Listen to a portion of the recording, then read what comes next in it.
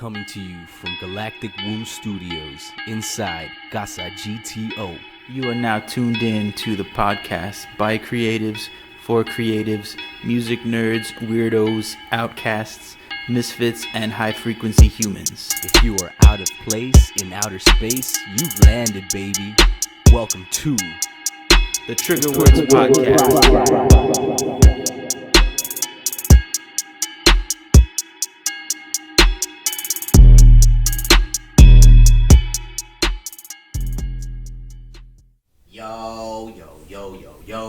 Yo. And we're back. Episode 3, what up?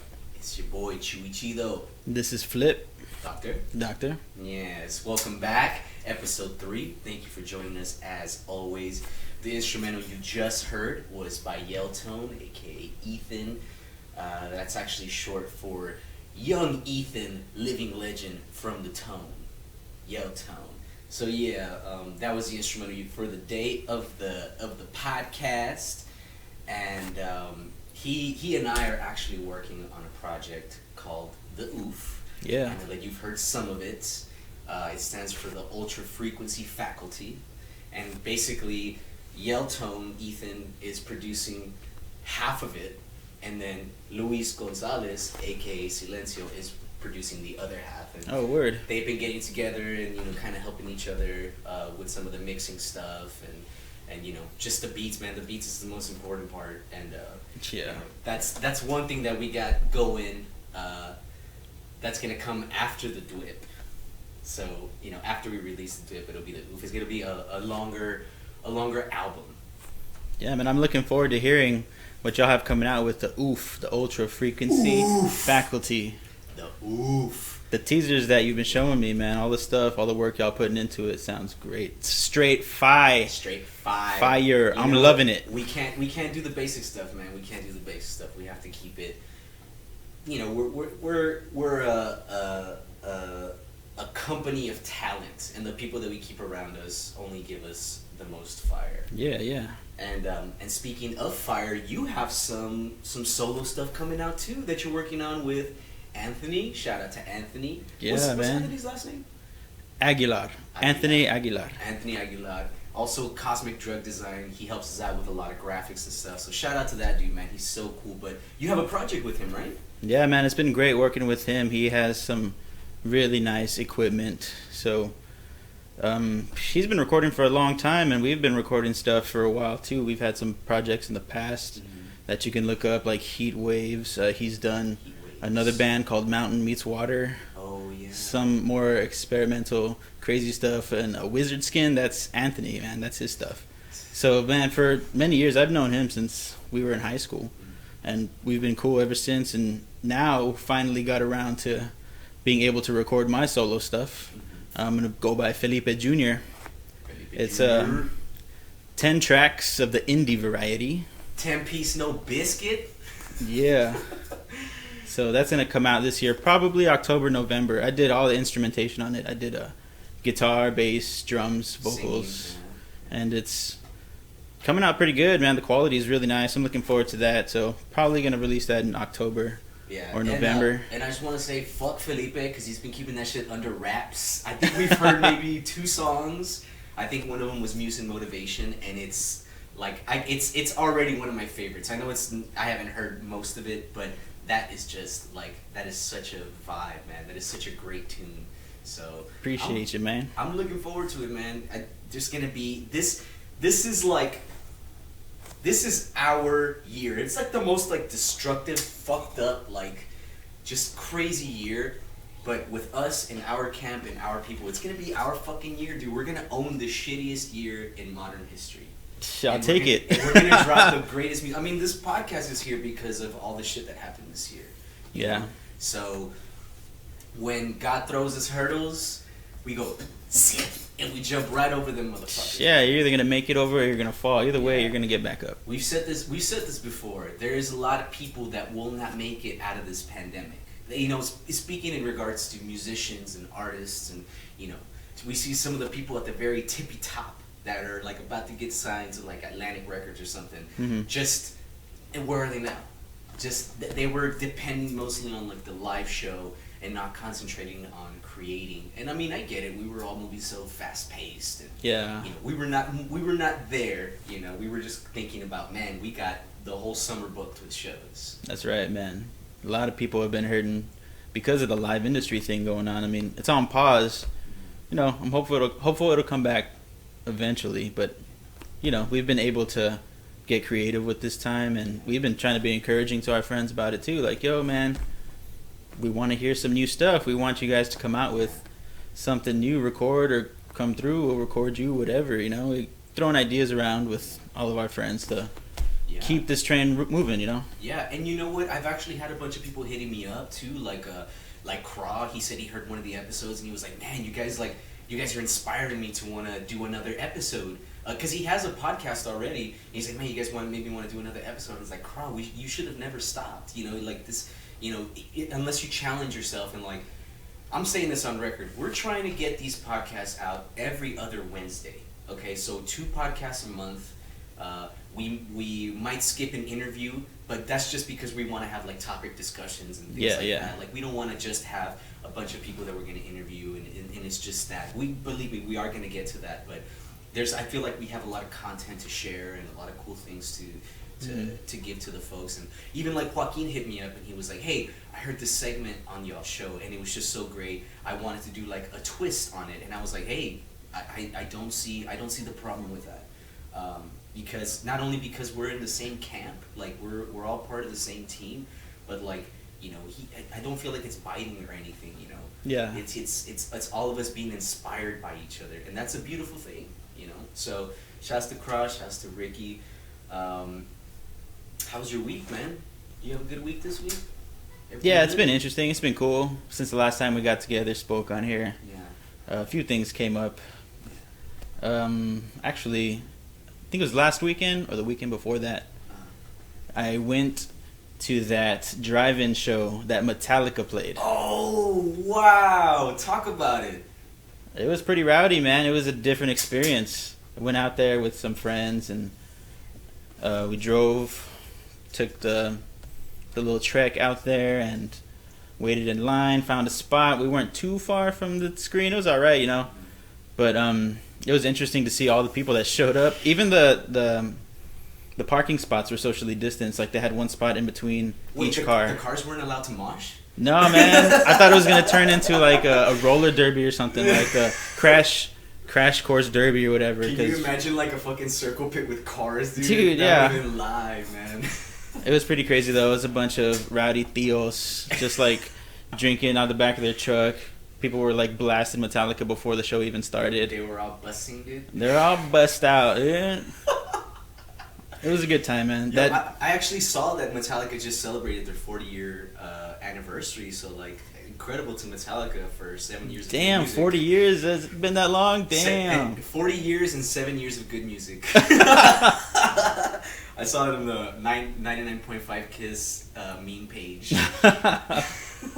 No, but that's dope, man. So did you lower your windows, or you had to like tune your car radio to a certain station to hear it? Yeah, you know, at the drive-in, they have that designated station for you to hear the audio for whatever movie it was. This was at the Mission? No, it was in New Braunfels at the Stars and Stripes. Oh, they were actually selling tickets for Fiesta Texas in San Antonio and then New Braunfels. Yeah. But the Fiesta Texas one sold out, and last minute it was like, fuck it, let's just go to New Braunfels, and it turned out to be cool. I think everybody that has every location in San Antonio that has a big parking lot is about to, like, you know, revamp what they're doing. Yeah. And maybe they just might start like taking stuff down and be like, you know what, we need social distance, because like I think we're gonna be here for a while. I think we're gonna be here at least another year, if not 2, like easily, you know. Wow, rude ass car interrupted the podcast. Damn. Yeah, so actually... well, actually, Matt, sorry to interrupt. I wanted to add to that. Like, you know, it was a different experience going to the drive-in to see, like, a live show. You know, it was like taped live. They played the whole set all the way through, like, from beginning to end, their hour-and-a-half set, whatever, and they nailed it. It was actually pretty dope for a live show. But, you know, it was pre-recorded. But you know, Oh wait, I'm sorry. Was this a pre-recorded show with an audience in it, like stock, like old footage of them performing, or it was like a show that they performed specifically for that drive-in experience? it was made specifically for the drive-in experience. They were on a stage and they had the sound set up. I was really surprised at how good the audio was. You know, I'm just a nerdy audiophile with those things, but yeah, sure. You know, it got me thinking like.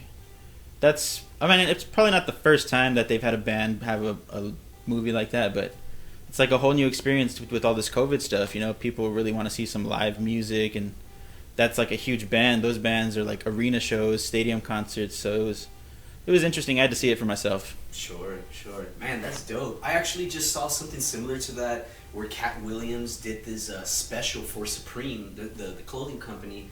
And like, you know, like it was like a normal stand-up special. It was almost like the Dave Chappelle thing, but he didn't have anybody in the audience. You know, there was nobody there. He just he comes out and he has like Tekashi 6ix9ine hair, like straight up, the braids, rainbow colored, and he's wearing like a silver suit. It's just like, it's very unconventional. Mm-hmm. But he did that, and like he just like went out there and he was like, I feel like I can still hear the crowd. Oh yeah, man. You know, he was like, and it was like so damn good, and it was only like 9 minutes. Yeah, man, I saw that.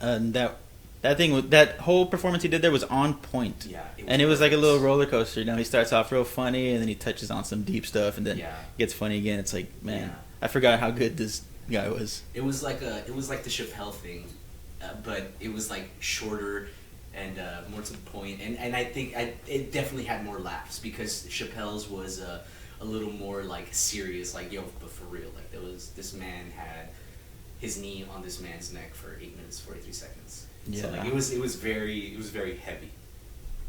But yeah, besides that, it was cool because the last time we spoke, we actually got together and we jammed for Luis's birthday, which was cool. Mm-hmm. And then we had several other jams after that because we were like chasing the high of like the those sick jams that we have. So we had a few jams to kind of keep the spirit of jamming going and to celebrate Luis's trip around the sun for another year. Besides that, you know what, man? This since the last time we spoke, I learned something on the internet that just really just. Oh, I'm sorry. It was actually on a podcast that I was listening to, but apparently, like the next big pandemic. Like, you know, they talk about these events that changed the course of the world. Oh, you mean like big world? Like the events or things that happened that like, really changed the world. Because they say like the last time the world had like a huge renaissance, just like a huge shift, was when the internet was born. It was like, man, now we're all interconnected. Now everything is a matter of seconds, and you know, all that good stuff. Yeah. And then the last thing that happened that completely affected the entire world was the coronavirus pandemic. So, like, I started hearing this podcast, and they were just like, believe it or not, there's going to be something even worse that's like an impending thing for the world, and that's global warming. We all know about global warming. We all know what's going on.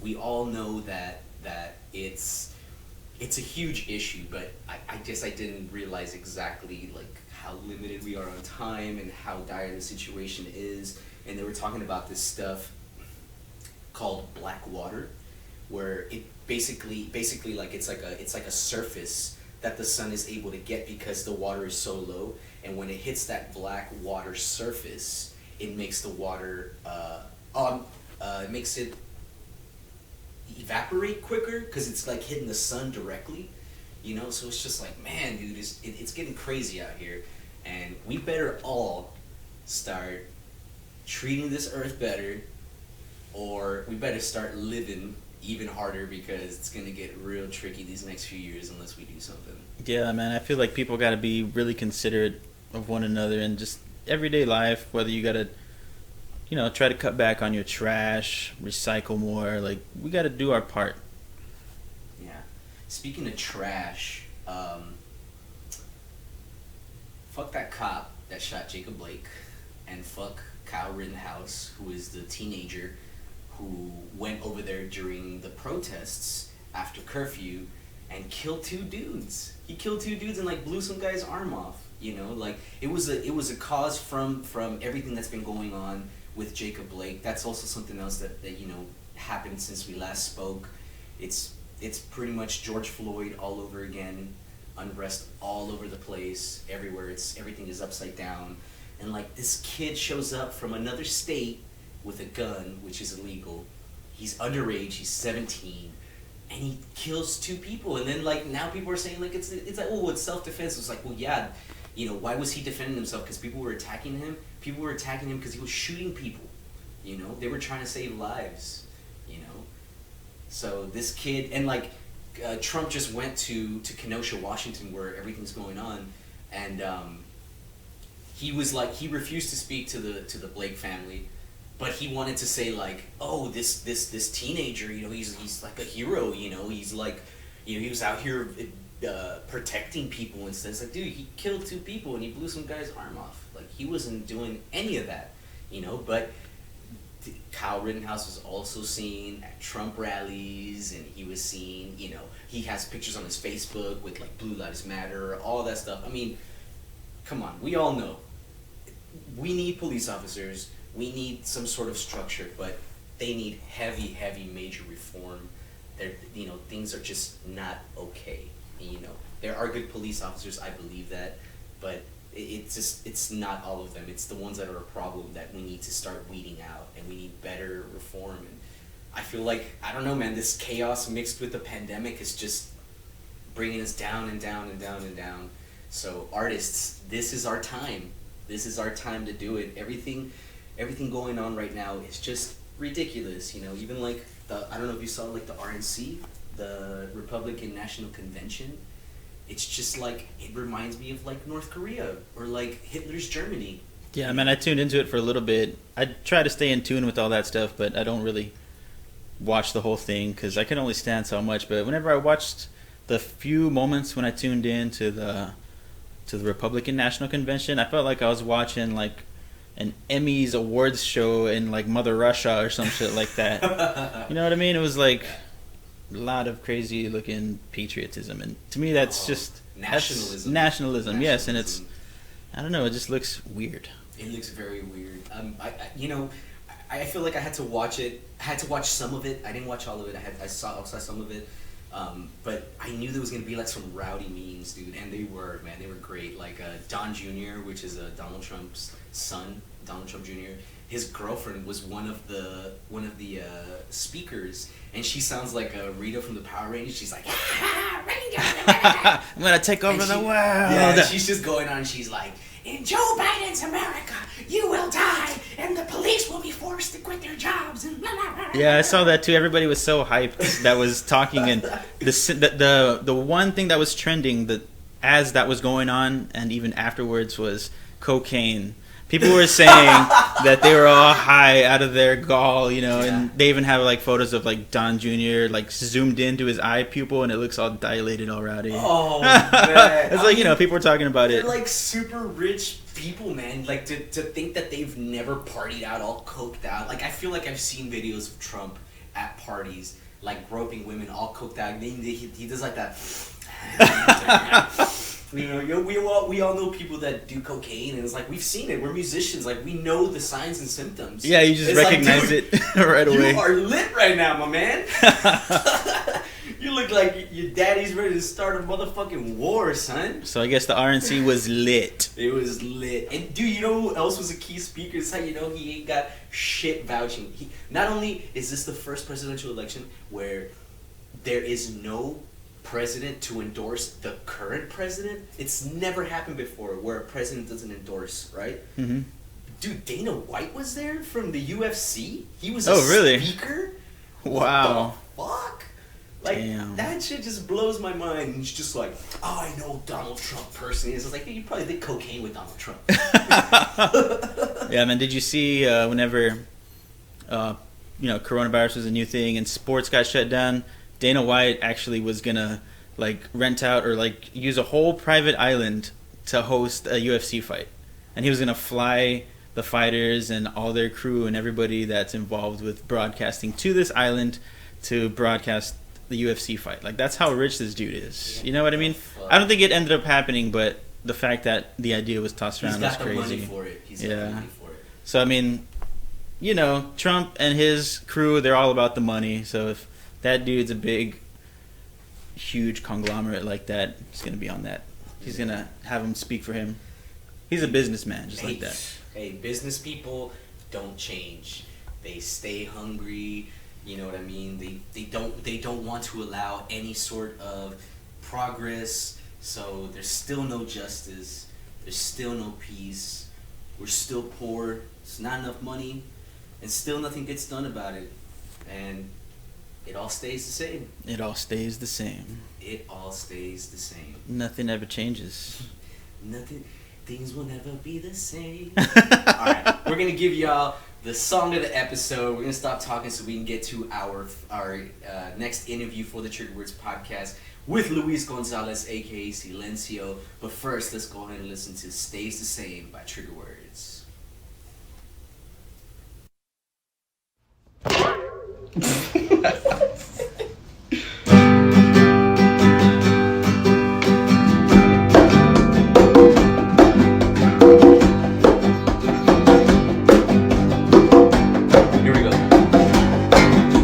Stays the same, it all stays the same, it all stays the same. No, nothing's changed, everything's whack. One more time. It all stays the same, it all stays the same, it all stays the same. No, nothing's changed, everything's whack. I'm bored of drugs, I'm bored of booze, I'm bored of you. It's no use, I abuse, so I can't get high. Now, who's to blame? Tell me who's to blame. Tell me who's to blame. No one wants the shame. The looks may change, but the feelings stay the same. It all stays the same. It all stays the same. It all stays the same. Nothing's changed, everything's whack. One more time. It stays the same, it all stays the same, it all stays the same. No, nothing's changed, everything's whack. Stays the same, it all stays the same, it all stays the same. No, nothing's changed, everything's whack. It all stays the same, it all stays the same, it all stays the same. No, nothing's changed, everything's whack. Whack. Alright, and it all stays the same, bro. Things will never change. Hey, Tupac, things still have not changed. Welcome back, y'all. We are here at Over the Moon Bar with the big homie Luis Gonzalez. Luis, welcome to the Trigger Words podcast. Welcome, Luis. Thank you for having me. Yes, sir. So we just heard the song of the episode, which is the song Stays the Same by Trigger Words. What did you think about it? It's pretty catchy. Okay. It all stays the same. It's like this great like acoustic punk rock kind of deal. I love it. Even like the congas are like all punk, right? It was so great. The recording process for this was like the easiest thing in the world, right? Because we sat down. I think we jammed it a couple times, and then we were like, you know, usually when we jam, we're like, well, let's record a demo so we can fuck with it later, right? And like we kept this, and we were thinking like, man, what song should we do? And it was just like, and it was just a song that reminds us of, you know, it just sounds like a very great friend moment, and we have a great friend here. So I was like, I think the song would be perfect for it, and it's catchy, and I feel like, you know, we're eventually going to re-record it. I think Felipe, Sarah, pretty sure we are, and we'll probably get Luis to do some stuff on it too. We'll expand on it more. I'll get some Mongolian flute for y'all. Oh hell yeah! Hey, he said it on record, y'all. He said it on record. You got witnesses. You got witnesses. But I guess it started off with the riff. What do you mean about the riff, Felipe? just messing around on the guitar, playing the one chord that we all know. The G chord? Yeah. From what I remember, I think he was like, you know, during quarantine, I kind of picked up the guitar a little bit more, and I was strumming the G chord, and then I was just like, where does it go? I was like, where does it go? And then Felipe goes, no, it just stays the same. It all stays the same. Oh yeah, that's right. Yeah. And then we just started building from that. Like, that's pretty man, the cool. first 3 songs, this dude and Sarah, like they have, and I'm like, I'm supposed to be the writer. I just took the inspiration that my friends gave me, and you know, we took it from there. And, yeah. Those harmonies are on point, by the way. Yeah. Harmonies, Thanks, Steve. Yeah, those are fun. I love those harmonies. I think we all surprised ourselves with those harmonies. We were just, because Sarah does like that. Yeah. And it's just like, whoa. That country-esque kind of thing that she does in there. Yeah. Very twangy indeed. And yeah, the lyrics are just, you know, it ties into how we were feeling with the quarantine, and it's just like, we just felt like everything stays the same, and you know, it's just like, I felt like I was bored of drugs, bored of booze, bored of you. It's just kind of like, it's like the fact of doing things the same every day. It's just like, man, all we're doing is sitting around, and all we're doing is drinking and getting high. And I just mean like in a general sense, right? Like, of course, every time I write, I try to make it broad so that everybody can kind of feel it and all that. Yeah, and I think it was a little bit later into the quarantine too. It was like probably like 2 months into it, I'd say, or more than 2 months, maybe even like the 3rd month. And at that point, we're just playing single chord things. Like, we've already jammed a bunch of different sounds and experimenting, and it's so funny how we had all that time and we created a song out of some simple structure like that. Those are the best songs. Yeah, honestly, man, honestly. Those are the best songs. It's like I tell people all the time, man, like Raspa Man was supposed to be a joke. Yeah. You know, we were just doing it for shits and giggles, and it ended up being like the shit that everybody's like, oh my god, dude, fucking Raspa Man, dude. Shout out Raspa Man. Y'all better go listen to that right now. Oh man, so it just feels great to jam with friends and get some stuff off. And I can't wait to get you more involved on the trigger word stuff and get you more involved in the music, the production, everything. And for those of you who don't know, we are here with Luis Gonzalez. In case you don't know him, he is pretty much one of San Anton's jams, man, on the string box. He plays for such bands as Los Nahulatlatos, Radio Tierra. He has a Luis Gonzalez trio over at the Dakota.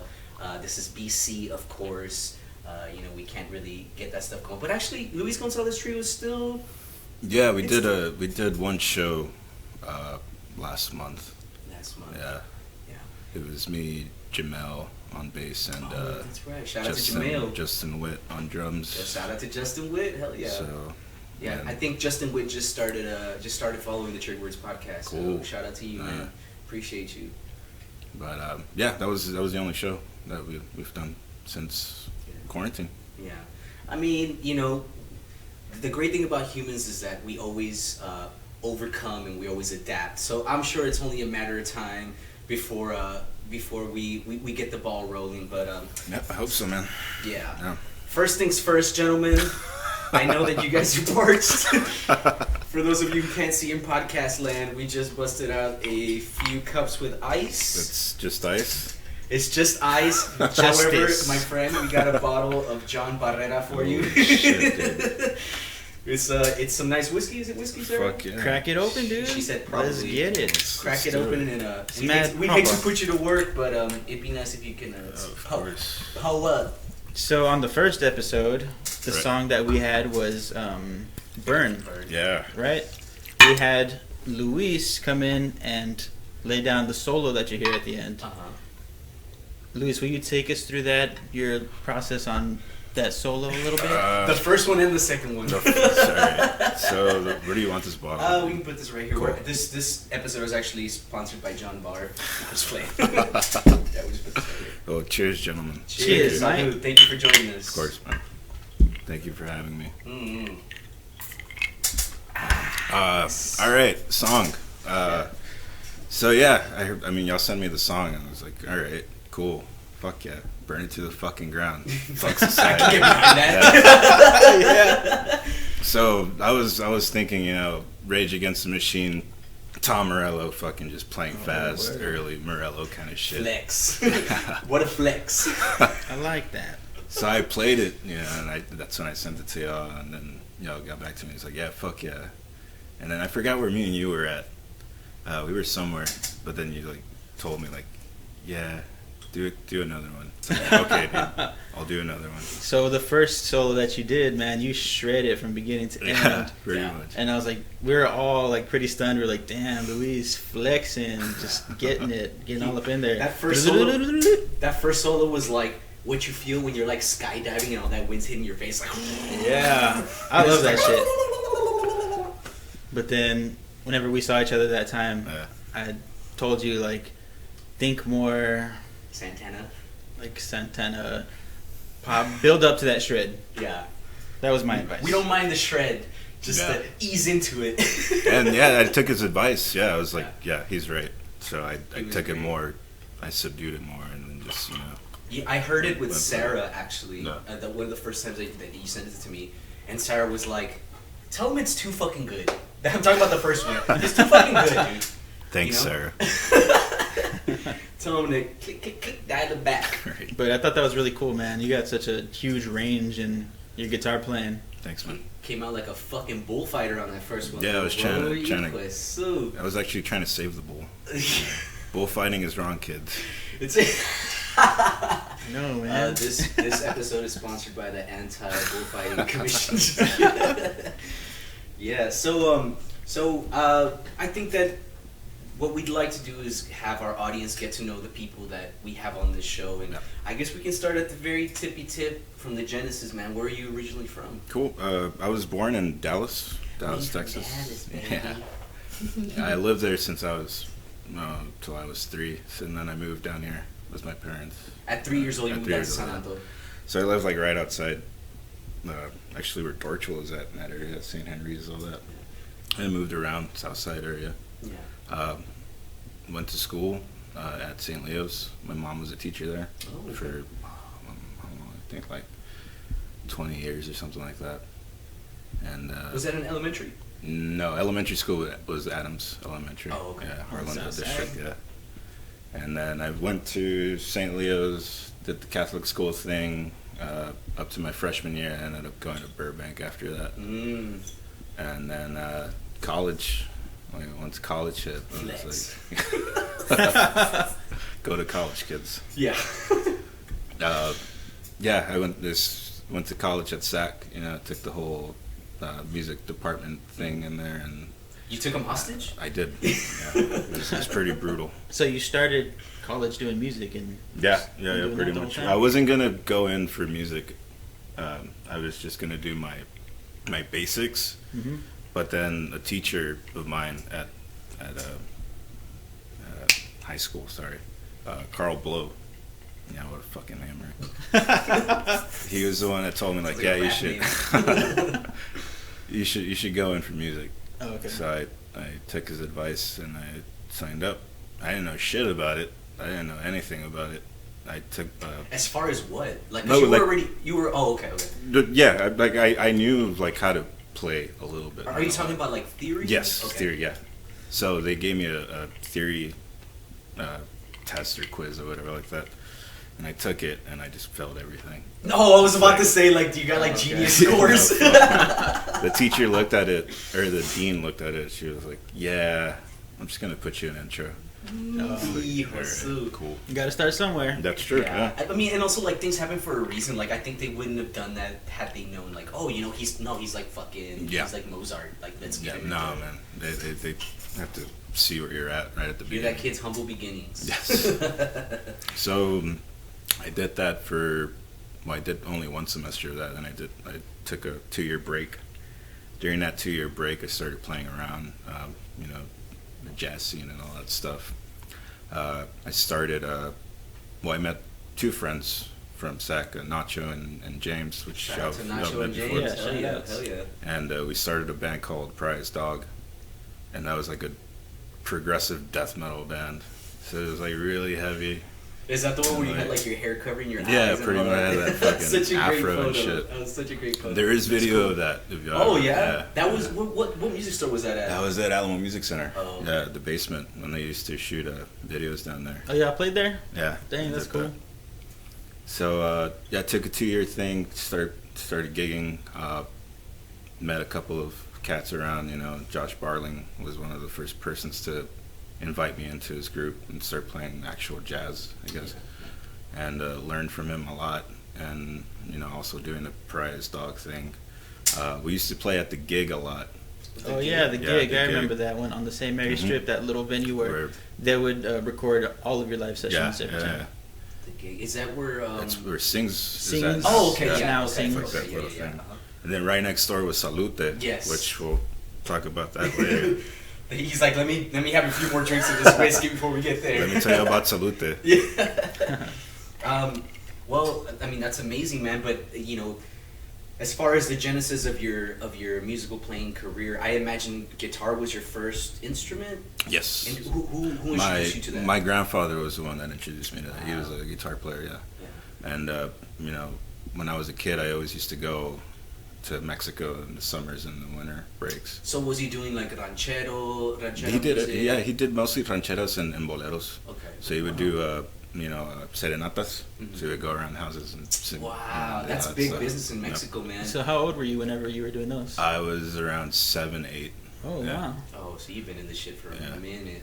I didn't know anything. I was just a little kid, just like trying to play, like back there hiding behind my grandfather because I was shy as hell. Still am, actually. So, Hence the whiskey. Can't tell. Yeah. but he was the one that taught me. He was the one that was just, like, here's the guitar.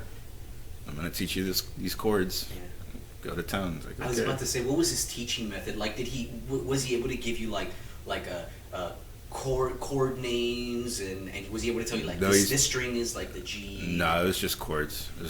It was just do, re, mi, so he fa, was just sol. like, pon tus deditos aquí, Yep. y luego acá, y that's así. Gotcha. And it was kind of hard because those guitars that they sell over there, they're like big, huge necks. So I had little hands at the time. How was the action on those? That was high as hell. Those are those nylon string guitars. Yeah. Yeah, the huge necks. Yeah. And he could do it like nobody's business, right? It's like watching my grandfather do it, and I'm here like, what the hell? How do you do that? He's got like little 6-packs in his fingers. Pretty much, Just dude. They're all buff as fuck. You're like, Grandpa, how did you learn how to do this? Like, I worked the fields. I've been ripping out weeds for 40 years. So when you first started playing music that you wanted to learn, what kind of stuff were you into? Was that like rock or? Yeah. I started off with. What did I start off with? Shit. Limp Bizkit. Nah, I started off with like White Stripes, Interpol, Strokes. Yeah, the indie stuff. Yeah. Man. Interpol was one of the first bands that introduced me to indie music. Yeah. Yeah, I mean, what, like 2001 around? That's when they came out or something like that with Turn Off the Bright Lights. So it's called the first album. Yeah. That album to me is like great album. Great, yeah, it's a great fucking album, and that's where I started off with. That's the first songs that I started learning, and after that, it got a little bit heavier, death metal, and just a little bit. a little Crypt, 6 feet under, Cryptopsy. And Damn, you went full fucking metal, dude. And then I got even darker, so then you're talking about black metal, like Demon Borgia, Burzum, and all those cats. And then I got jazzier. Out of somewhere, it just got really jazzier. Somehow that's connected. I know. I got some friends it's who weird, were right? really into metal and went into jazz. Probably the complexity of it. Yeah. I love it. It was weird. Thinking about it right now, it's like, all right, like, yeah, you were praising Satan, and now you're just praising Coltrane or something. Yo, we should make like a little news. It's like Hail Coltrane. That's fucking dope, man. So, how long have you been playing music in San Antonio? And did you start teaching music first, or did you start playing music first in San Antonio? I can't really tell you. I mean, I guess I was 17 when I started playing. To answer the second question, I started playing before I started teaching.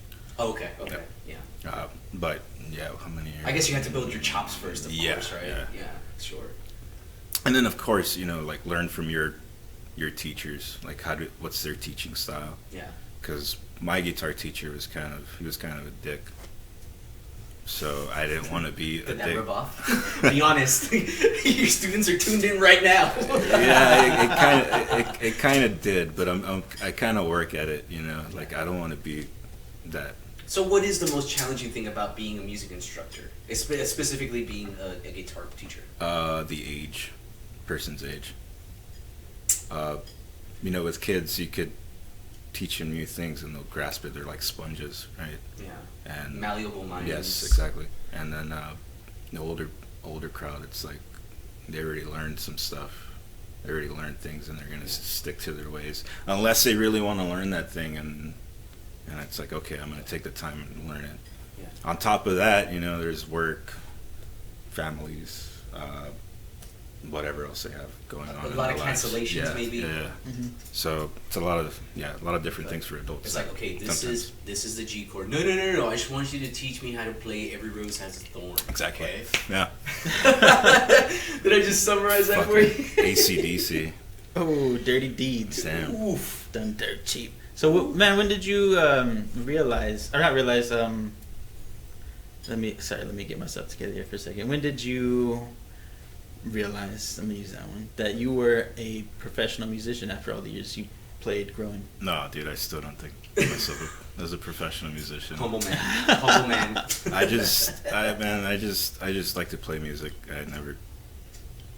I never think about it as professional or anything. I try to be professional, you know, when I'm around different bands or stuff like that. You know, keep my mind clear and stuff. I guess I meant more in the music-wise. fact, like, when you started playing actual gigs and getting paid for gigs, like, not just like clubs, but like actual gigs. one of the first ones that happened to me was a Nahulatlatos gig. That was actually the very first Nahulatlatos gig that we had. It was at Zaza Gardens. Were you there for that one? Yeah, I remember that one. Yeah. Zaza Gardens on Flores. Yeah, right? yeah. And we played that gig, and then the next day I went to school, and then Nicolas and I think Joel showed up in his truck. Wait, was this in college? Yeah. Okay, I was like... This is like just driving all fast and shit. Fucking parked his truck, and then he just pulls out like this and gives me the check. It's like, good job, homie. And he like fucking takes off. Was that the first time we played? That was the first time I played with Wow, Yeah. gangster. For those of you in podcast listening land, in case y'all don't know, Luis and myself play for Los Nahulatlatos, and Arturo does as well. Yep.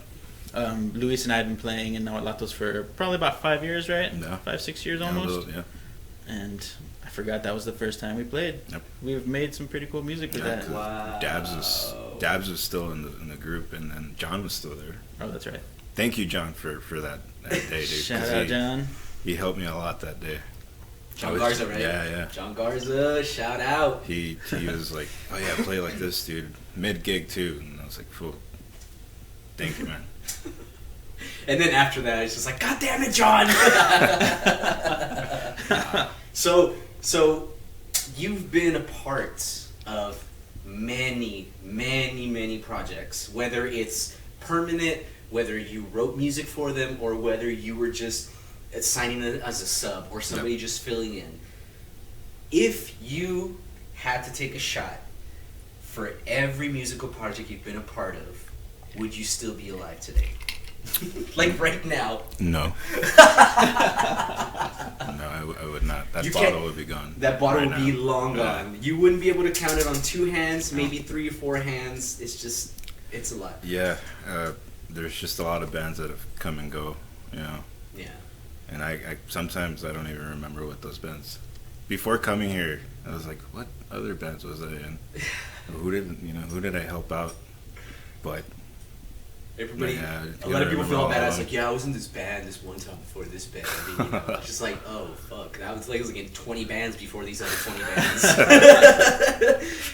Yeah, dude. I mean, seriously, man, I feel like the entire musical community owes you like a huge thanks, because like, man, everybody knows you, and everybody, like, you've played with everybody, man. You played with a lot of the majors, a lot of the dudes that, you know, like, everybody has had to ask Luis for some help at one point or another. And it's not just the stuff that you're used to playing. It's like rap, you do some R&B stuff, some country stuff, some rock and roll. Like it's all of it. It's like, you know, your range is just crazy. So, but with all those people that you've played with, what was the largest audience that you got to be exposed to, and who was it with? It was with Nahulatlatos for The Tobin? No, yeah, actually, yeah, the Tobin was. Oh, was shit! One of the best ones. Yeah, for Wow. the Science Friday, Yep. that was a great one. That was one of the better gigs we've done. That for was sure. super cool. I Wasn't was it? shook, man. I was shook. Yeah, that was pretty intense. Just like walking out the stage and then just seeing a whole. Was that your big first time at the crowd. Tobin? That was, yeah. That was your first Yeah, time. that was Wow! my first time. Oh, wow! Yeah. That's dope. I remember we walked out. I remember walking out, and like we had seen the theater, you know, when we were setting up the stuff. But I remember like when we walked out, like we kept peeking out the side to see what it looked like. But as we were approaching the like our areas, like I just remember like I was looking down at the ground and I just keep looking up and keep looking up and keep looking up and keep looking up, and there's still people as I'm looking up, right? Like there's just like it's fucking crazy, dude. it's insane, man. It's like a massive amount of people, and not only that, like to think about it now in coronavirus times, like can you imagine all those people in one room? Like we'd all walk out of there sick. Yeah. You know, it's crazy, man. It's It was really intense. yeah, it's a lot to think about, man. It's a lot to think about. It was really classy. Yeah. Yeah. Classy affair. I don't know if it was a Nahuatlatos crowd, but fucking we like rocked their realities for sure, man, for sure. I think it was so gangster the way that Nicolas came out, and he was like, "Buenas tardes, mi querido San Antonio," and it's like mostly white people in the audience, and they're just like for a split second they didn't react, and then just like. And I was like, oh shit! This shit is real. We should have played Kukulkan, though. Oh man, they would have freaked Yeah, out, dude. They wouldn't have even known what to do with themselves, man. Honestly. That would have been a banger. Yeah. I think we played some very traditional stuff that day. Yeah, it was very. We did it was very some tame. conjunto stuff and some ska stuff, you know. Yeah. It was fun. But a Nahuatlato show is always going to be interesting. Fuck yeah, it is. Always, man. Our worst shows are better than a lot of people's best shows. That's right. Sorry about that. What you got? Actually, we have questions from our followers. Oh, shit. Yeah, we got some questions for you, buddy. And the first one comes from our friend Vicky Morales. Shout out to you. Shout out to Vicky. Shout out to Vicky. Shout-outs. She's always been great, and she's always been an awesome supporter of ours. And it's no surprise that she responded to the post that we made about asking you a question. And she asks, how has COVID-19 affected your music? With a few follow-up questions. Have you found more time to practice, or are you influenced by the pandemic in any way? I am influenced by the pandemic, yes, by creating more, because there's more time now to create. Yeah. Since there are no gigs anymore, you know, I can't go to Soho and play or any other bar or theaters and stuff like that. Mm-hmm. I'm just confined to my house now Sure. and work at the Dakota. Yeah. That's it. And the restless mind will not let you just sit there and just So I mean, I've been practicing a lot more, which is good, you know, because I haven't been doing that. I've just been playing, and sometimes as musicians, we need time to sit down and work on our craft. Absolutely. Sharpen the sword. Exactly, yeah. Because if not, you're just going to be doing the same thing over and over and over again. You're not going to grow as an artist, because basically that's what we are. We're not just musicians. We're artists. Yeah. And So basically, like a fear of complacency is what happens with what happened with you with the pandemic. Yep. Yeah, dude. Same here, man. I don't think that any of us would be sitting here if it wasn't for the pandemic. Yep. I think we would have just been playing the same 2 to 4 hour set every weekend, and it would have been like, oh, we got this one. Oh, I can't do it. I can do this one, but I can't do this one. Oh, this person's gonna be at this show, and this person is not. Yeah. So in a way, it's kind of a blessing, you know. Yeah. Because now y'all are doing this, y'all are writing for Tierra Words. You know, we're doing our thing. But if it wasn't here, what would have happened? Maybe we would have just been the same, you know, doing the same old thing, you know, same days, the same. and that song would have never came out.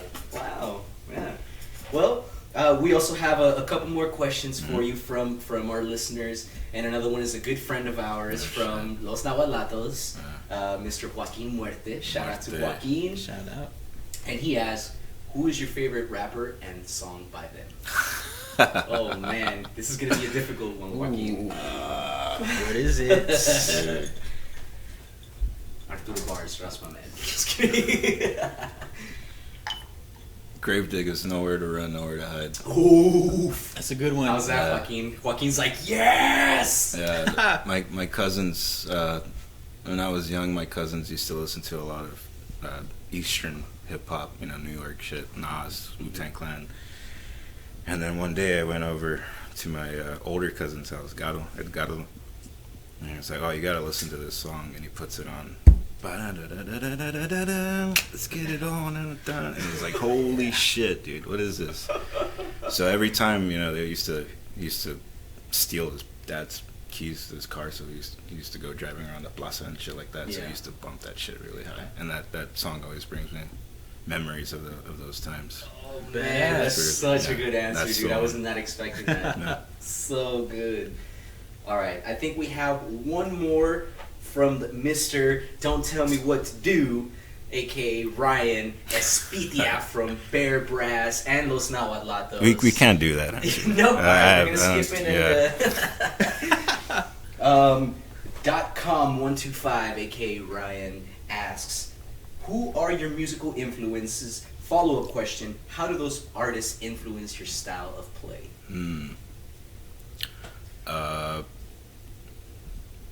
I'm inspired by a lot of artists. I guess the one that I could say is Kurt Rosenwinkel. He's a jazz guitar player. Who's that? Kurt Rosenwinkel. Kurt Rosenwinkel. He's a very modern jazz guitarist. He just picked up the guitar and just did a whole new thing with it. Like what era is he from? This is like early 90s. Oh, he's still around. Okay. He's still doing things. But that's pretty much my biggest influence. I really get influenced by different genres. I just don't stick with one genre. Yeah. I listen to hip hop, I listen to jazz, metal, rock, all classical, everywhere. Switch it up. Yeah. That fucking 6 CD changer is all different genres. I wish I had a fucking 6 CD. Fucking Spotify. Let me top you boys off over here. Thank you, sir. Yes. Let me get a little splash. A little splashies. Yeah, just a little splash, because I think we're going to the Dakota Eastside Ice House tonight. Sarah is playing with Daniel Miller. Danny Mills. Danny Mills. Shout out to Danny Mills. He was at my brother's house yesterday with Harriet. Shout out to Harriet too. And they came out and played a little private gig for us for my sister-in-law's birthday. So shout out to them. That was very nice. That was very nice. Probably not the biggest audience or the craziest stage performance, but it was very dope, and we appreciate them. And actually, speaking of, what is your favorite moment on stage? My favorite moment on stage. Mm-hmm. You better fucking have one, dude, with those fucking solos that you... With any band, any place. Yeah. Anything. What would be my favorite? I know you probably have just too fucking many. It had to be that time when we played Kukulkan for the Muertos Fest. The one that was at the Artisan? Yeah. Oh man. It was like our last song. We were just like, fuck this shit. Yeah, just like go off. I was like, all right. Play the hardest song we got. Yeah. People were moving, dancing. Actually, whenever you'd asked them about the biggest show we played, that's one that came to mind too. The Artisan, yeah. If it wasn't that one, it was the Tobin. Those are definitely two of the top. And then biggest crowds. They moved the location to the Hemisphere Park, right? Oh yeah, the most recent one. Yeah. They moved it to that whole Hemisphere Park we area. opened up for Santa Cecilia. That one was dope too. Which one was that one? This was the most recent one, like last year. Was it 2019 or 2018? Right. Yeah. Oh, dude, that one was super fucking dope. Actually, we were about to do Kukulkan because we finished the set, and then I got on the mic and I was like, oh, tra, and then the whole crowd, oh, tra, oh, And I was like, fuck yeah, we got him. No, you need to get the fuck out. Yeah, no, the sound guy, because like I remember like because I usually like I undo my ponytail and I usually like headbang and have my hair all over the place.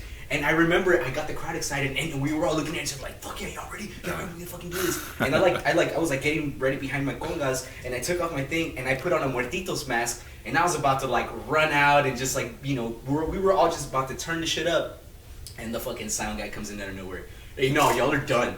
Did you hear me? Y'all are done. Y'all need to get off the stage. La Santa Cecilia's about to come on. Yeah, and we're like, damn. We were like, wow, okay, well, you know.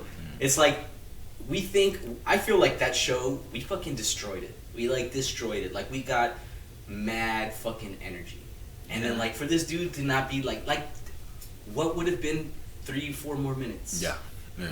But I mean, and we're quick to like break down too. It's not like we're just like, oh, have the roadies come and get my things. You know, no, we're our own roadies. Even if we're on a huge stage, like we still take care of that shit. The only thing we're not doing is running our own sound. I think they were just scared, man. We would have caused pandemonium with that shit. People would have been stage diving, fucking riots, crowd walking, head walking. It would have been nuts. So I mean, you know, I can like sometimes when the shows are that big, like you can hear the audience, but like you don't grasp the depth of it because there's amps and there's all this buzzing and there's like the outside noise and all that stuff. I saw video of it afterwards, and there's like a constant roar in the crowd the whole time. No, they were fucking dragging in the crowd or something. I don't know, man. I feel like we just.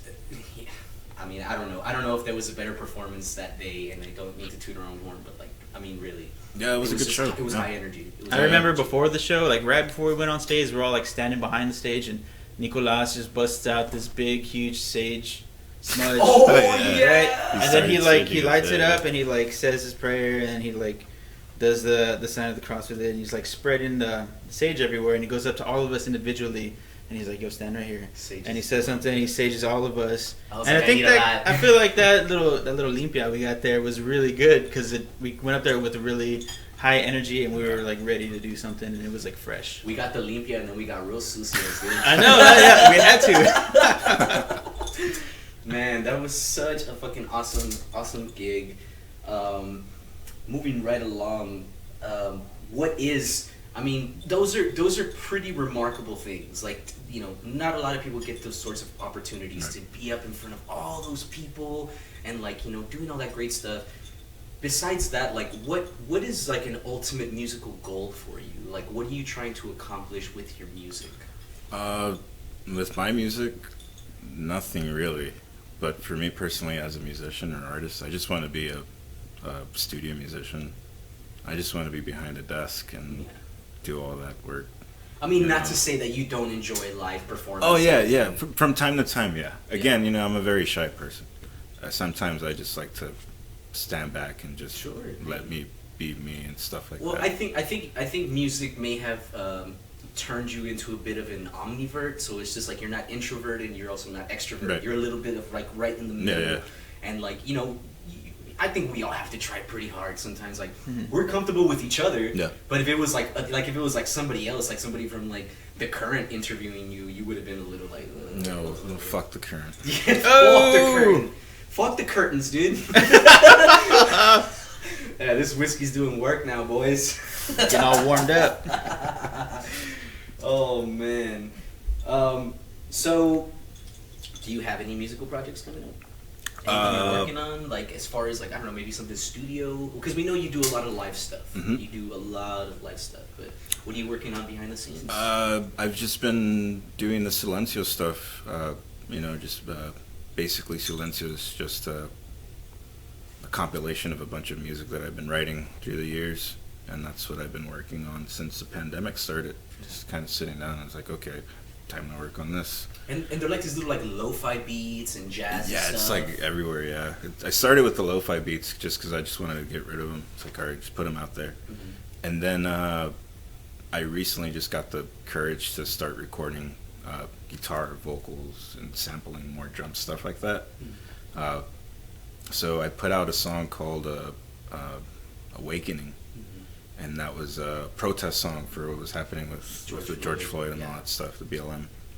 And then after that, I put out another song called Encuentro. Mm-hmm. That was the first vocal song that I've released. So we had a shout out to oh my god, I forgot. Marlene? No. Marlene, yeah. Good Shout out to for the Marlene. artwork. Yeah. And shout out to Jaime Ramirez on piano on that song. So Shout out to Jaime. but yeah, and then my computer went to shit recently, Hijos. so I had to stop, and in the process of buying another laptop or something just to get. We're gonna start a GoFundMe, y'all, so we can get Yeah, a don't computer. do that. Y'all owe Luis. If you're a musician hearing this, you owe this man something, because he has helped all of us out in this community, in this musical community for San Antonio. So, what do you think is one of the biggest issues facing the musical community in San Antonio? Whether it's in the welfare, whether it's the way that we treat each other, I don't know, politics. Like, what's the biggest issue facing our musical community? And it's the politics. It's the way we treat each other. Yeah, it's eating us up, right? Yeah, it is. Again, the current. I say that because it's, for me, it's true in my opinion. Yeah. And the way when I read that, I'm like, okay, it's always the same people. It's always the same shows. It's true. And it's it's very cliquish. You know, if you don't know this person, you're not gonna get anywhere here.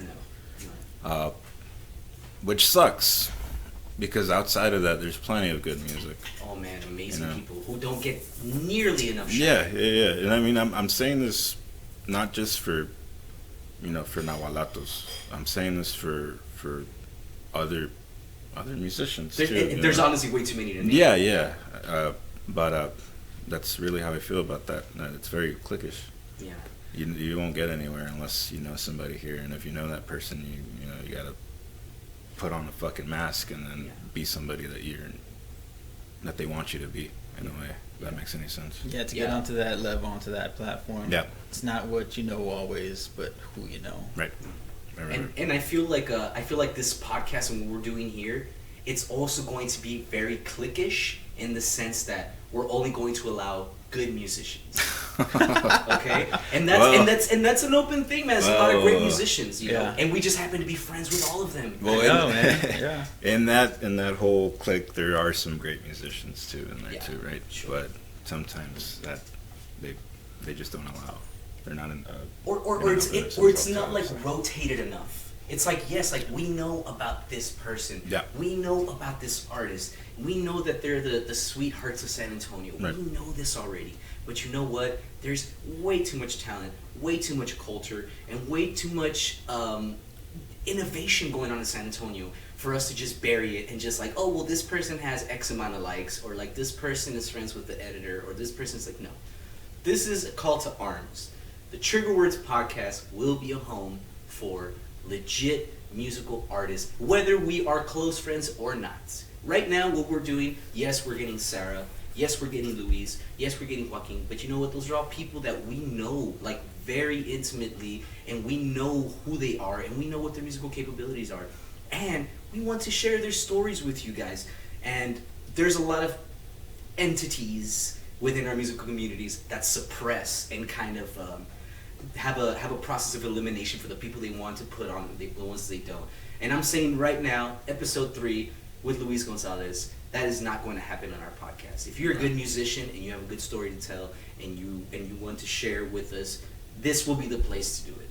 From here on out, we're not going to be biased. And yes, like I said, we're just having our friends now, but we're getting all our friends out of the way so we can get more people in here, people that we don't usually talk to, you know? I feel like this is natural for us. We're just hanging out, drinking whiskey and talking about the shit that we would more than likely be talking about. If not, we'd just be jamming one or two, you know? Which is probably what will end up happening after this. We are going to the Dakota after this, too, to go check out Sarah and Daniel Miller. Danny Mills! Stop being so good, dude. Damn it! Luis is gonna have to shut himself off again and fucking apply some more pressure. I'm gonna fucking start working at HEB because of you, dude. Oh man. So you've been with us along for the ride as far as Trigger Words. Yeah. You've come in and you've man, you've like elevated the quality. You're lending us equipment. You're helping us edit. You're helping us mix. You're adding lots of valuable feedback. What do you see just in the short time that we've been here? We haven't even released episode 3, so technically we have 2 episodes. No. But what do you see as like a future for this project? Trigger words, whether it's the band, whether it's the podcast, whatever. Like, what are you excited about, or what do you see in its future? I'm excited of what musicians you're gonna bring in to hear their stories. That for the podcast, right? Mm-hmm. Musically, I'm excited to where that's gonna lead. You know, Yeah. because right now this is just the first how many songs? 3 songs? Yeah, we have like a good 8 that we need to finish recording and that's like a good album right there, right? Yeah. And that's the first album. Yeah. Yeah. So imagine what the second album's gonna sound like. Yeah. So that's exciting already. Yeah. You We're know? ready for another quarantine. Hurry up, smallpox. God damn. So I don't know how long we've been talking, but man, I just feel like there's so much fun stuff to talk about. I know, we just go on. This is natural. I'm cool. I'm just I'm just gonna keep hitting you with them. Sure. So as far as trigger words, I think you understand the concept of it, Yep. and like what the word trigger word means and how it all goes and everything. So I gotta ask, what triggers you? Whether it's a word, people, places, food, certain things. Like, what is a trigger for you? You just see it, it's like your brain just like. Guadalupe. Guadalupe? Yeah. What? Guadalupe. That Like the pronunciation of it? Yeah. Just say fucking Guadalupe. Chingada madre. You go to fucking Austin, it's like, that's right over there by the Guadalupe, dude. It fucking drives me crazy. That's funny, man. In Austin, they have pronunciations, or they shorten everything over there, like San Jacinto. They say San Jack. It's like, what the fuck is that? Oh, you're fucking kidding me. No, yeah. I thought you were using like San Jacinto. No, it's San Jack. Meet me there. Yeah, San Jack. It's just funny. Yeah, but Guadalupe for me is It's like gets my fucking just blood like, boiling. I just want to stab you with my guitar it's neck. like slap the fucking person. Holy shit. Say it That right. is like not even anywhere close to what I thought he was going to say at all, dude. It's always At interesting. all. I never know what to expect. Guadalupe. See, what you want to do is when you get to the west side, go ahead and turn left on Guadalupe. Exactly. And here comes Luis. Boom! What'd you just say? You 3 guys all, Like, shut say your sick. Shut the sick. Shut the goddamn sick. Alright, so let's do some rapid fire shit. Oh shit. Alright? I'm gonna say a word. I'm gonna say a trigger word. And then you say the Yes. first word that comes to mind. This is gonna go really bad, but alright. Go ahead. Whiskey. Me. American spirits. Sponsor me. Yeah. I'm your sponsor now. What you got, Felipe? Tacos. Yummy. The Beatles. Good music. La Chona. Fucking hate that. Even song. better music? Fucking. Alright, I got a good one for you. It's no, we're just joking around with this Yeah. fire shit. Do you dislike being referred to as the strong silent type? Or is it just like, own that shit? Did you even know that Did you you were even referred know to what as the fuck a is that? strong silent I don't type? know if you knew that. I really don't care. Yeah, I don't care. Fair enough. No. Fair enough. So out of everybody that you've met in this like musical community, right? You started off as Luis Gonzalez, and now you're like Luis Gonzalez, right? So you've met a lot of people. Yeah. He's like, I don't get it. You've met a lot of people in this time throughout your musical career. We can say career because you're supporting yourself and doing your thing. I'm sure that you met lots of people at first, and you were just like, wow, like what a star, or like just like somebody just like super inspired you. No. And you're just like, man, this person is just like too cool to even talk to. No. And now you can just call and be like, what's up, fucker? No. Who is somebody that's like that in your life? Nick Gaitan. Nick Gaitan. Oh shit! Yeah, I thought shout it was out, gonna be Nick Nicolas Gaitan. Valdez, second episode in a row. Nick Gaitan. Yeah, Nick Gaitan is a really nice, cool person, man. Nick and Robert.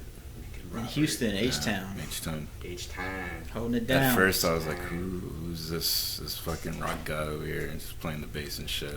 And I got to meet him. He was like one of the nicest fucking dudes ever. Yeah, it's super like, nice. damn, man. dude. It's Super like, cool. fucking nice. He met me once or twice, and like ever since then, he was like, "Yo, man, it's a real nice cat, this dude." And No. he like added me, and we're like linked up on all social medias. No. And he's like just a super badass energy, man.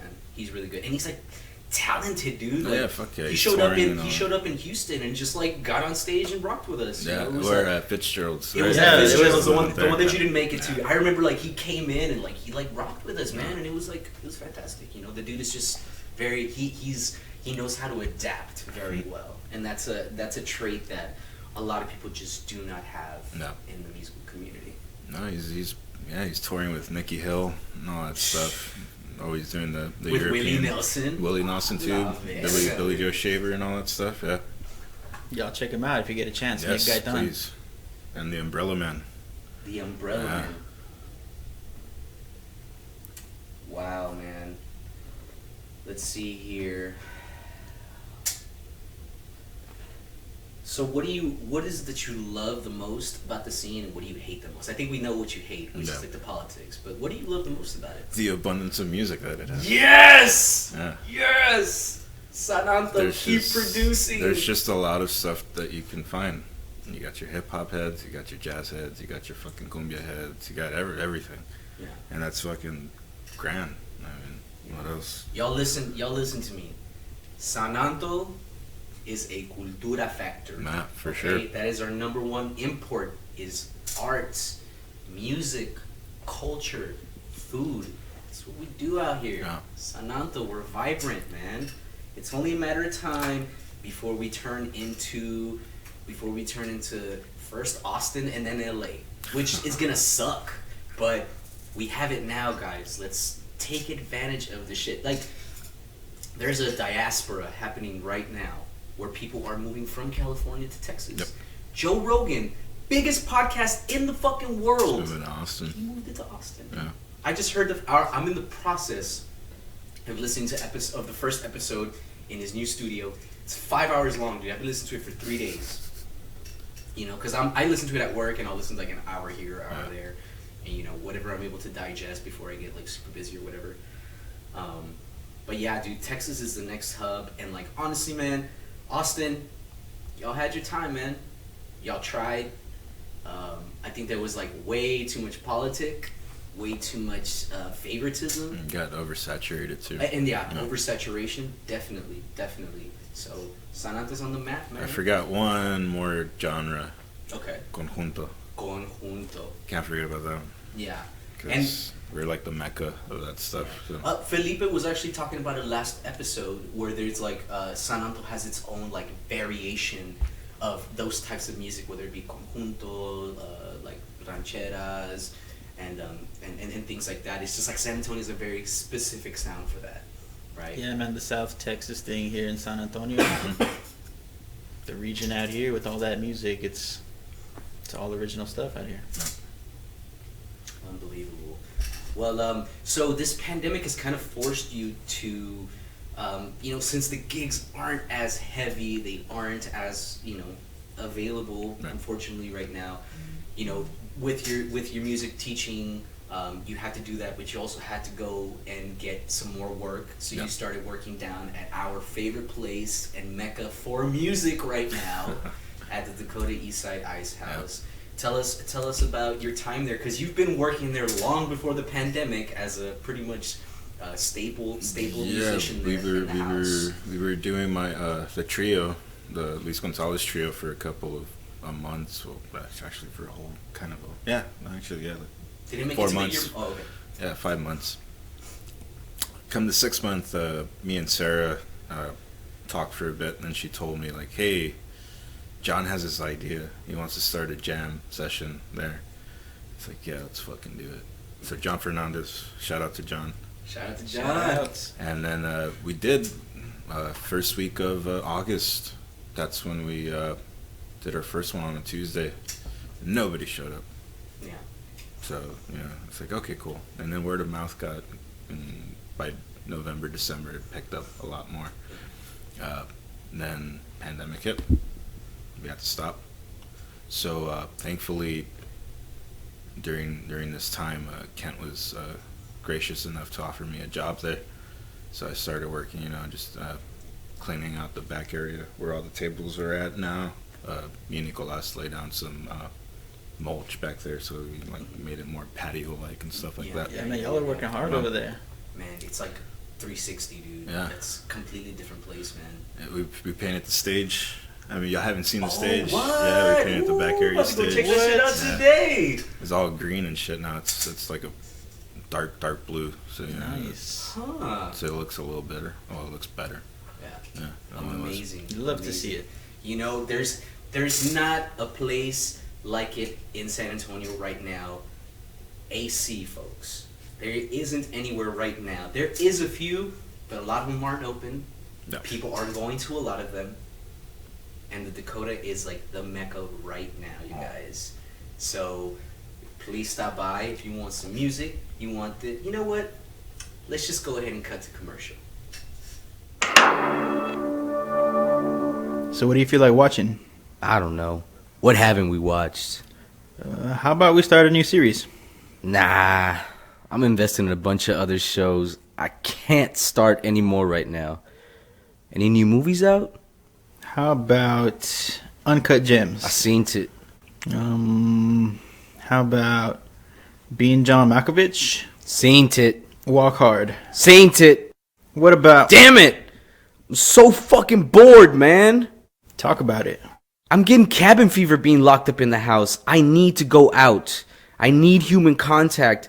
Why can't there be a place where you can go have a beer, eat good food, and enjoy some live music with all the pandemic safety precautions? That place exists. Have you ever been to the Dakota Eastside Ice House? The Dakota Eastside Ice House? Yes, the Dakota Eastside Ice House. Located on the Hackberry Strip at 433 South Hackberry.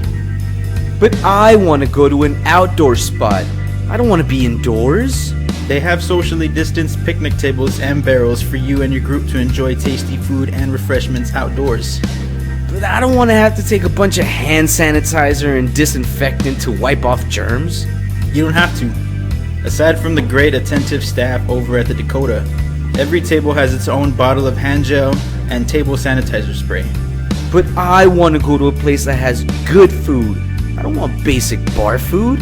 They offer a large variety of delicious appetizers, snacks, and full meals that are prepared with the highest quality ingredients and presentation. But what if I just want tacos? They offer 3 different kinds of artisanal tacos, such as the brisket and shrimp and an Asian taco. They come 2 to an order and are made to order. Well, what if my girlfriend wants to order a salad? They have those. Great. If she orders that means I'm gonna have to share a healthy salad with her. Don't worry, it's not healthy. It's got bacon, fried chicken, and drenched in blue cheese. Well, I'm gonna get thirsty, and I'm a big beer snob. I refuse to order Bud Light or Lone Stars. I want the good stuff. Man, their beer menu is stacked. IPAs, stouts, pilsners, and tripels. My personal favorite is the El Chingon. My girl is gonna ask for wine, though, I'm sure. Quit your whining. They have plenty at the Dakota as well. What about entertainment? I don't want to see a bunch of loser bands no one's ever heard of.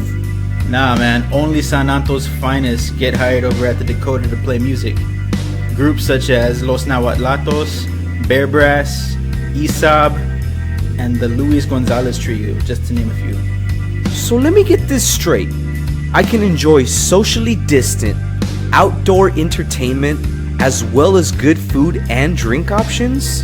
Heck yeah, dog. You know the vibes. So you want to go? I don't know. I need to get a babysitter. Can't take my babies to the bar. It's all ages. Bring the whole family. As a matter of fact, they can drive us back after we've had one too many. Yeah! Let's go. Woo! The Dakota Eastside Ice House. Open 5 through midnight, Monday through Thursday, and noon to midnight, Friday through Sunday. Located at 433 South Hackberry, San Antonio, Texas, near the Alamo Building. Come in, say hi to the owners Kent and Lawrence, and ask to motorboat Jason's tits. And remember, just be nice, damn it.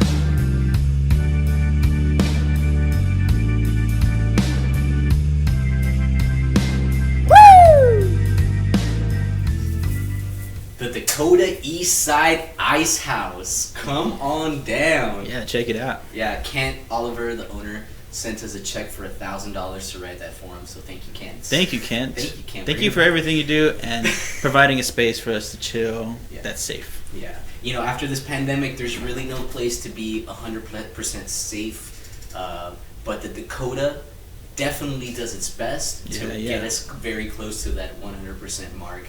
And I think we've been super straight so far. Like it's really, if we're gonna go out, it's the only place we go to.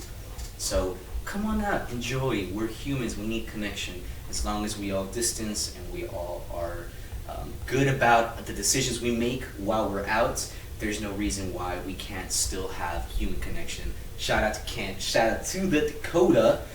Let's go ahead and move over to our word of the day. What's that? What you got for us today? Today's word of the day, Tacenda. Tacenda. Tacenda. What do you think that means? I know you know what it means. Tell them what it means, Felipe. Tacenda means matters passed over in silence. Matters passed over in silence. Things that you don't talk about. Do you have a Tacenda story, or should I? What do you think? Hit us with what you got. I know you got something. I did have a little something prepared. I work in a school, you know, and I am part of the maintenance staff. And there was this teacher who came up to me one day, and I had met her. Nice to meet you. My name is this. Okay, cool. Because I was, you know, this is a couple years ago when I was still new, and then you know, a few days passed by or something, and I saw her again, and she was like, "Oh, hi, do you remember me?" And I was like, "Was your name such and such?" She's like, "Yeah." "Oh, you remembered my name?" I was like, "Yeah." And I was like, weird. I was like, I'm usually terrible with names, and I think she took that as like "Oh, you are," and I was like super not into her. So anyways, something compelled her to say, she said, I was like, "Oh, I don't know how I remembered you," and something compelled her to say, "Was it my sexy body?" No way, I really? swear, if I'm lying, I'm dying. Know. If I'm lying, I'm dying. You never know. So she said, was it my sexy body? And I was like, "Ma'am, I'm gonna go ahead and walk away. I don't feel comfortable." And I left it at that, and I turned around and I kept working, and I saw that she left. I went and I found another teacher. She was a female teacher. I was like, "Hey, I just have to tell you what happened, just in case anything happens and she tries to blow up my spot or whatever." Like she said this or whatever. And anyway, anytime I saw that teacher that said that comment to me after that, we would pass by each other and we would pretend like nothing ever happened. Oh, I see. Tacenda. That matters. We just kept it cool. Passed over in silence. Tacenda. Add that one to your rotation of words, ladies and gentlemen. Yo, man, you got any local music suggestions? Local music. You know what? There's some cats that are still at it, making noise, man. I want to give a shout out to Thick Justice. I think that's is it just Dom, or is it a few more of the guys? I'm not too sure. I know that it's the Mr. Pitch Camp, and they're doing like these word, great, like, yeah. lo-fi beats. I think it's just Dom making the beats. But either way, whoever's involved with Thick Justice, they're doing awesome. Who you got, man? Cool. Actually, I wanted to give a shout out to the homies that are in the Lost Records. You know, Zach, Jason, and Nick. Look them up. You'll see their bands. They got the Lost Project. They just released a song.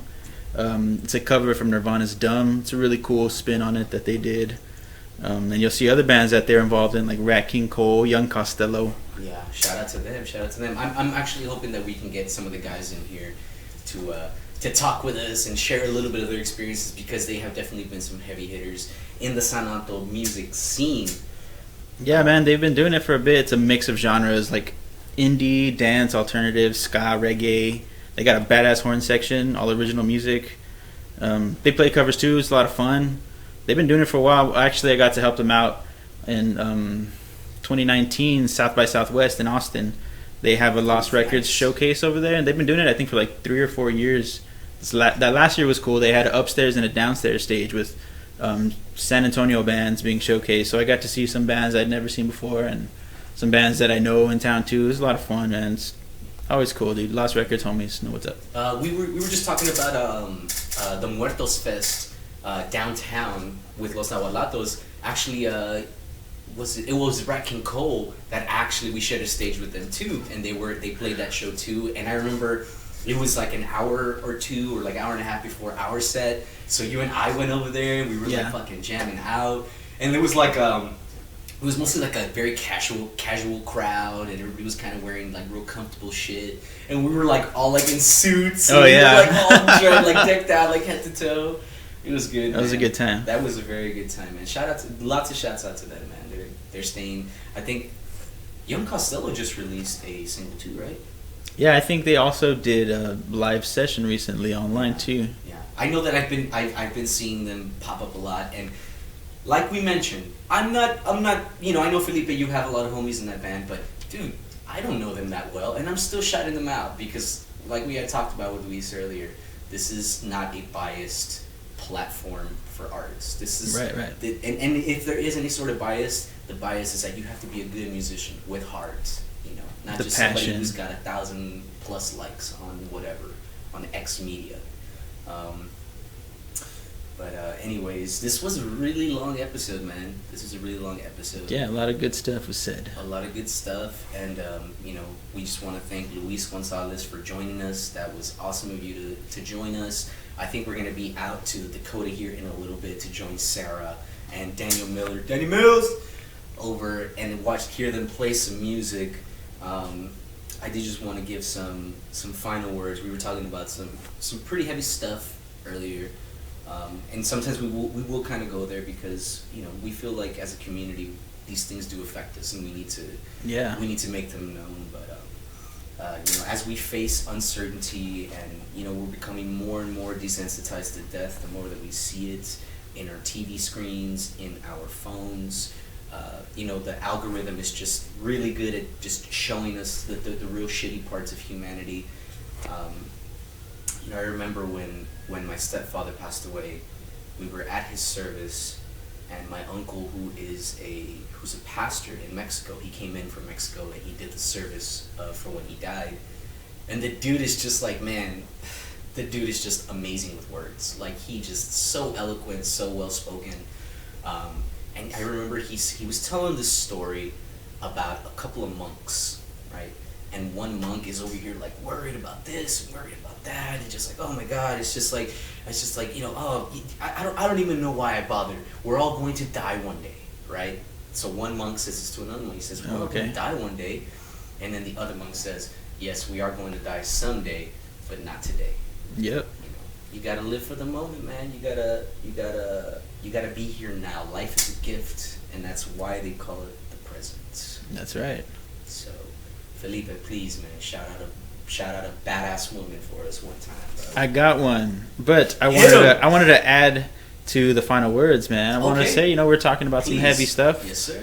Guys, just be careful, be aware, know your rights, do some research. You know, it doesn't hurt to know things about what's going on around us, what you can do to make sure that you're all right. You know, just always be aware of what's going on around you.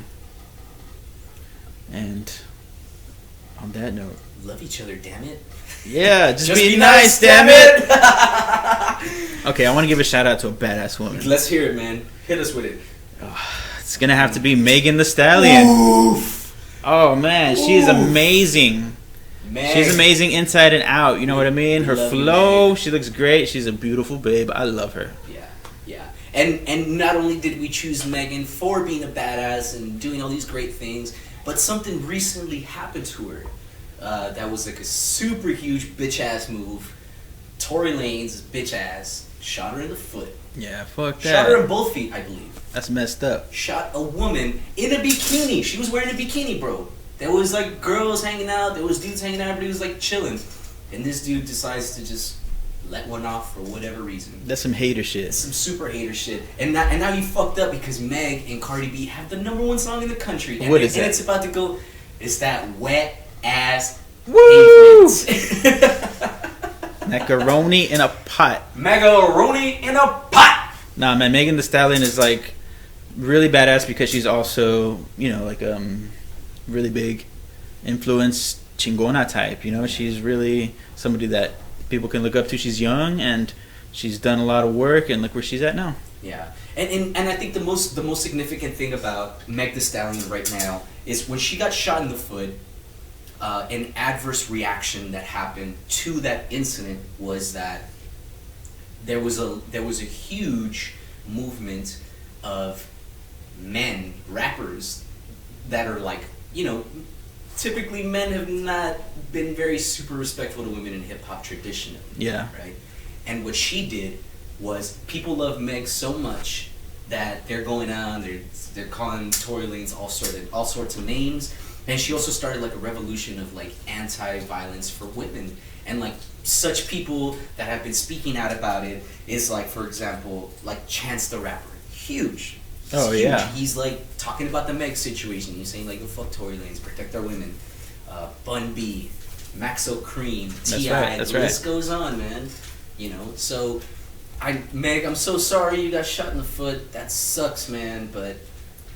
You know, the adverse reaction to what came about after that was it was tragically beautiful.